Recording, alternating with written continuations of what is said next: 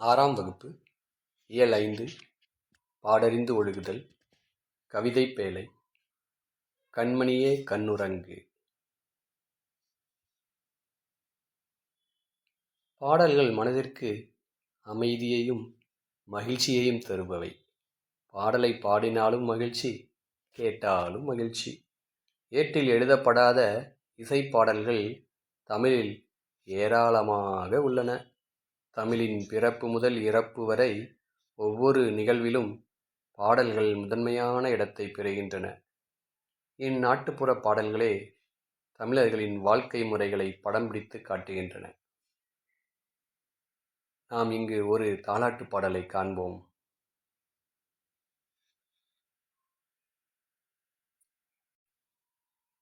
ஆராரோ ஆரீராரோ ஆராரோ ஆரீராரோ, நந்தவனம் கண் திறந்து நற்றமிழ் பூ எடுத்து பண்ணோடு பாட்டிசைத்து பார்ப்போற்ற வந்தாயோ, ஆராரோ ஆரீராரோ ஆராரோ ஆரீராரோ. தந்தத்திலே தொட்டில் கட்டி தங்கத்திலே பூ இழைத்து செல்லமாய் வந்துதித்த சேரநாட்டு முத்தேனோ, ஆராரோ ஆரீராரோ ஆராரோ ஆரீராரோ. வாழை இலை பரப்பி வந்தாரை கையமர்த்தி சுவையான விருந்து வைக்கும் சோழ நாட்டு முக்கணியோ, ஆராரோ ஆரீராரோ ஆராரோ ஆரீராரோ. குளிக்க குளம் வெட்டி குளம் வாழ அணை கட்டி பசியை போக்க வந்த பாண்டி நாட்டு முத்தமிழோ, ஆராரோ ஆரீராரோ ஆராரோ ஆரீராரோ.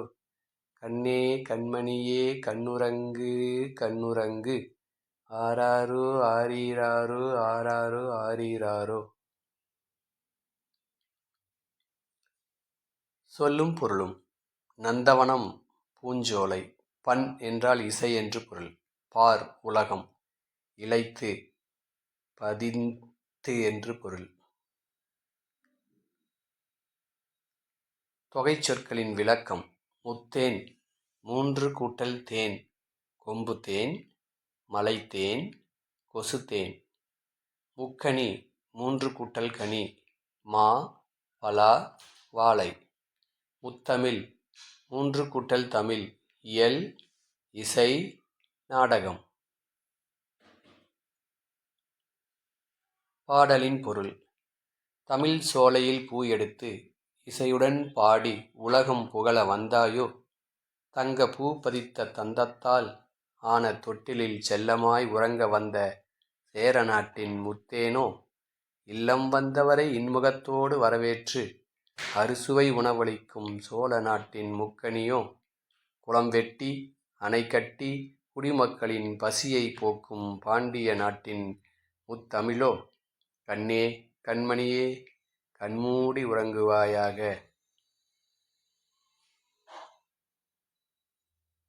நூல்வெளி. நூல் குறிப்பு. தாலாட்டு வாய்மொழி இலக்கியங்களில் ஒன்று. தாள் என்றால் நாக்கு. நாவை அசைத்து பாடுவதால் தாலாட்டு என்று வழங்கப்படுகிறது. தாள் கூட்டல் ஆட்டு. குழந்தையின் அழுகையை நிறுத்தவும் தூங்க வைக்கவும் இனிய ஓசையுடன் பாடும் பாடல் தாலாட்டு எனப்படும். நன்றி.